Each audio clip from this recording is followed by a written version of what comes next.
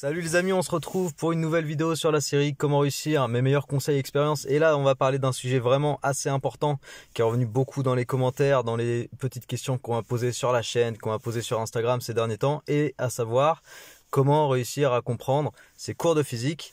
Et deuxième question subsidiaire, comment réussir à appliquer ces formules de physique. En fait, c'est deux choses qui vont ensemble. Et là, je vais t'en parler globalement. Alors, c'est pas quelque chose de facile. Je vais essayer de faire ça en 5 minutes, mais ça va être assez compliqué parce que c'est un gros thème en fait. Mais on va dire vraiment l'essentiel. Juste petite chose rapide avant de commencer. N'hésitez pas les amis à vous abonner. J'ai vu que sur l'audience de la chaîne, 70% de l'audience, c'est des personnes qui ne sont pas abonnées. C'est dommage. Abonnez-vous les amis parce que je vais sortir de plus en plus de vidéos, de conseils pour réussir à... On va cibler en fait les petites choses à savoir en maths et en physique pour pouvoir exceller dans les notes. Donc n'hésitez pas à vous abonner parce que comme les vidéos vont sortir très régulièrement, tous les jours, tous les 2 jours, comme ça vous avez les notifs au fur et à mesure en fait que ça sort. Voilà, petite parenthèse fermée. Alors comment réussir à comprendre ces cours de physique, premièrement, et deuxièmement, comment réussir à appliquer ces formules. C'est un gros thème. La première chose que je peux te dire, c'est que déjà, faut remonter dans le temps, faut remonter en fait au début de ta scolarité du lycée pour comprendre à quel moment on peut commencer vraiment à faire de bonnes bases en physique et en chimie. De toute façon, c'est pareil. Parce que si tu veux, en physique-chimie, le principe c'est qu'on te raconte une histoire qui a des personnages qui s'assemblent entre eux et qui forment des formules et des concepts à manipuler. Donc en gros, on appelle ça des formules. Et si ces formules, tu maîtrises uniquement la forme mais pas le concept, eh bien du coup, quand on va avancer dans les classes, donc première et terminale, et qu'on va te demander d'imbriquer les formules les unes dans les autres, ça va être très compliqué parce que tu ne maîtrises que la forme et non pas le concept. Qu'est-ce que je veux dire par là? Je te donne un exemple. La masse volumique, c'est un truc qui va revenir, donc que tu abordes dès le collège, que tu performes en seconde, et puis après tu l'utilises de façon généralisée en première, en terminale. La masse volumique. La masse volumique, tu as 3 personnages globalement dans l'histoire. Enfin, tu en as 2 principaux et puis un troisième qui fait le lien. Tu as la masse, c'est un personnage, tu as le volume, c'est un deuxième personnage, et tu as la masse volumique qui vient faire le lien entre les 2 premiers personnages.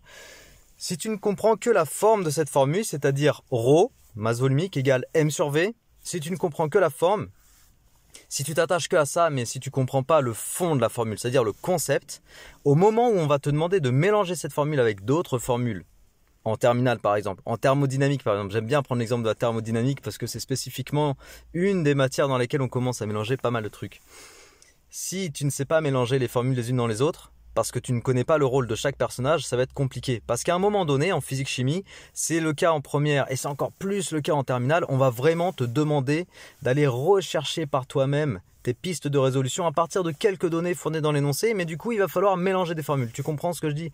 Mélanger des formules. Et c'est ça qui pose problème. Donc, si je devais répondre à la question de savoir comment appliquer les formules, ma réponse, c'est qu'il faut que tu comprennes déjà chaque élément de la formule. Quand on manipule la masse volumique, il faut comprendre exactement à quoi correspond le concept. Et je vais donc rester sur cet exemple de masse volumique. Une masse volumique, si je suis au collège ou en seconde et que je commence vraiment à appréhender le phénomène, qu'est-ce que c'est? Masse volumique de l'eau, 1 kg par litre. Qu'est-ce que ça veut dire? Ça veut dire qu'une masse de 1 kg d'eau correspond à un volume de 1 litre. Tu vois, 1 kg par litre, c'est-à-dire qu'une masse de 1 kg d'eau correspond à un volume de 1 litre. Et donc, c'est comme un rapport de proportionnalité, parce qu'après tu fais une règle de 3 et du coup 2 kg d'eau, ah bah du coup c'est 2 litres, et puis du coup 3 litres, ah bah c'est 3 kg d'eau, etc.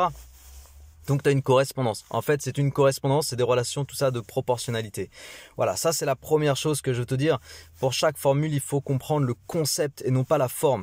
Tu vois, j'ai des élèves, on va basculer sur la deuxième chose importante. J'ai des élèves qui me disent que pour une formule donnée, exemple, quantité de matière, donc petit n égale masse sur masse molaire, il y a des élèves qui s'amusent à retenir les 3 formes de cette relation-là, c'est-à-dire la forme où tu as la quantité de matière en fonction du reste, la forme où il y a la masse en fonction de la quantité de matière et la forme où tu isoles la masse molaire.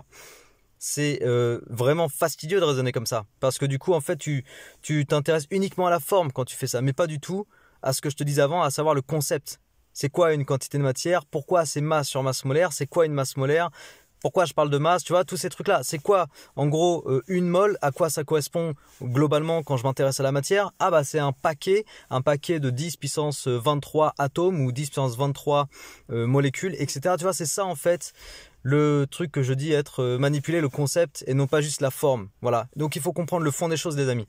C'est le conseil moi que je peux donner sur comment réussir à appliquer ces formules. Alors, tu vas me dire, c'est compliqué parce que si tu es en terminale et que tu te poses cette question et que jusqu'en terminale, tu as toujours appris toutes tes formules par cœur ou que tu les as rentrées dans ta calculatrice, moi, je ne peux que te dire que tout ça, ça constitue des béquilles. Ok, des béquilles intellectuelles, mais qui font qu'à un moment donné, la béquille, elle est plus suffisante. C'est comme si tu apprenais à marcher avec des béquilles, mais un jour, tu veux faire, je sais pas moi, tu veux gravir une montagne. Ta béquille, elle va être un boulet en fait, un frein, parce qu'elle va pas t'aider à crapahuter dans les rochers, tu vois. C'est la même chose quand tu apprends par cœur des formules ou quand tu les rends dans la calculatrice, c'est pareil. Tu peux pas, en fait, c'est pas compatible. Voilà, ok, c'est vraiment une question d'incompatibilité.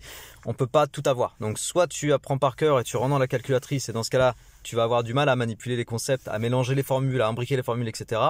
Soit à un moment donné, tu te mets en mode, bon, bah, je vais comprendre. Et donc, tu essaies de comprendre le rôle de chaque personnage. Tu vois, je parle de personnage quand je parle d'une formule. Il y a plusieurs personnages, il y a une histoire.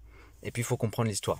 Ça, c'était la deuxième chose. La troisième chose, que je me mélange pas, je voulais te parler de l'analyse dimensionnelle. L'analyse dimensionnelle, toujours dans le concept de comprendre les formules, c'est un truc énormissime. Exemple, vitesse en mètres par seconde. Bon, bah, une vitesse, du coup, c'est des mètres divisé par des secondes. Et à quoi ça correspond concrètement? Bah, c'est comme un débit de longueur.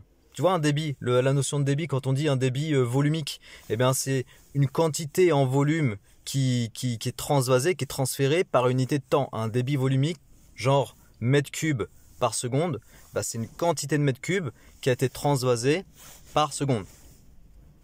Et bien une vitesse, c'est pareil, c'est des mètres par seconde, donc c'est comme si c'était une longueur qui avait été parcourue par seconde. Il y a plein de choses d'ailleurs qui ont rapport à des débits en physique. Tu penses à l'intensité, l'intensité c'est Q sur delta T, bah, c'est un débit de charge, c'est une quantité de charge qui est transférée dans un circuit électrique par seconde. On peut penser à quoi d'autre dans le contexte des débits? La puissance, joules par seconde. Donc c'est une quantité de joules, donc d'énergie, qui est transférée par seconde. Tu vois, il y a plein de choses qui ont rapport avec une histoire de débit. Et quand tu commences à faire le lien vraiment avec la forme des formules, dans le sens qu'elles représentent, une notion de débit, qu'on parle d'une intensité, qu'on parle d'une puissance, qu'on parle d'une vitesse, qu'on parle... Chaque fois que ça a rapport à une histoire de débit, c'est-à-dire de quantité de trucs transférés par seconde, bah là tu commences à comprendre la relation entre les différents thèmes de physique. Et là tu accèdes à un autre stade où tu peux commencer vraiment à t'amuser avec les formules, à jouer avec l'analyse dimensionnelle, à retrouver toi-même tes relations et tout un tas de choses qui fait que ça facilite grandement la tâche. Donc ça c'était la première partie de ce que je voulais te dire sur savoir appliquer ces formules. En gros, si tu te contentes juste d'apprendre par cœur tes formules, effectivement je ne peux pas t'aider à savoir appliquer tes formules, parce que la technique pour savoir appliquer tes formules, c'est pas de les apprendre par cœur et après les imbriquer les unes dans les autres. Ça va pas marcher parce que tu t'attaches juste à la forme. Tu comprends? Et la forme, c'est pas suffisant pour savoir après mélanger et mixer les formules entre elles. La forme, c'est absolument insuffisant. Deuxième parenthèse sur ce thème-là, tu as le produit en croix en maths A sur B, tu as fraction A sur B égale C sur D. Là, il faut que tu saches faire un produit en croix. La manipulation du produit en croix, c'est extrêmement important pour savoir mélanger tes formules, isoler un paramètre dans une formule, l'isoler en fonction des autres paramètres, etc. Il faut savoir ce que tu appelles, en général, les élèves appellent ça comme ça, renverser les formules. Voilà, renverser les formules. Donc ça, c'est impératif à savoir faire de façon propre. Parce que sinon, effectivement, c'est ultra compliqué de manipuler ces formules. 8 minutes, il faut que je me dépêche. Dernière chose, du coup, pour comprendre le cours, c'est quoi? Bah, une fois que tu vas avoir saisi les formules et que tu vas comprendre le rôle de chaque personnage dans chaque formule, le rôle de la masse, le rôle du volume, le rôle de la masse dans la formule de l'énergie cinétique, le rôle de l'énergie dans la formule de la puissance, etc. Une fois que tu vas avoir pris cette habitude de comprendre les formules et le rôle de chaque personnage, alors le cours va te paraître de plus en plus facile parce que tu vas comprendre le sens de l'histoire. Tu es en physique-chimie. Il y a un sens concret à chaque chose. Ok, tout est explicable et tout est visualisable autour de toi. C'est le principe même de la physique-chimie. On voit, on interprète scientifiquement des phénomènes observables. Ok, observables, palpables, dont on saisit bien le concept parce que tu vois la chaleur, tu touches, c'est assez chaud, ça te brûle, etc. Ou bien tu es au soleil, là il fait bon, regarde, je suis au soleil, hop, il fait bon, ça me chauffe, etc. Il y a une histoire de trucs qu'on touche vraiment dans le monde réel. Donc la physique-chimie, il y a un truc concret à comprendre. Et si tu veux comprendre ton cours de physique-chimie, à chaque fois il faut que tu cherches à comprendre chaque phénomène. tu vois, dans le bon ordre du cours, il y a un déroulé logique, il faut que tu comprennes vraiment ce déroulé logique. Et si tu t'attaches juste à retenir par cœur tes formules, ça va pas marcher. Donc ce que je peux te dire, c'est évite cette méthode-là si tu veux comprendre le fond. Si tu veux juste t'attacher à la forme, c'est pas un souci. Par contre, sache que c'est compliqué de faire certains exercices, notamment quand tu arrives au niveau terminal en spé physique-chimie et quand tu es sur des exobilans. On va te demander d'aller un peu plus loin que juste recracher la formule et l'appliquer du tac au tac. Des fois, il va falloir la mélanger, la retourner, etc., etc. Donc voilà ce que je voulais dire sur la physique-chimie. La vidéo elle fera 10 minutes. Si j'ai d'autres choses à rajouter sur ce thème-là, les amis, je le rajouterai, mais dans une autre vidéo. Je veux pas que ça dure trop longtemps.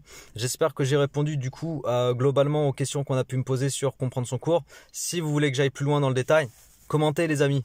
Mettez ça en commentaire, je lis tous les commentaires, il n'y a pas de problème. Et puis du coup, j'ajouterai un autre épisode de cette série Comment réussir. Ok les amis? Allez, prenez soin de vous, prenez soin de vous, portez-vous bien, réussissez bien, révisez bien et à très bientôt. Ciao!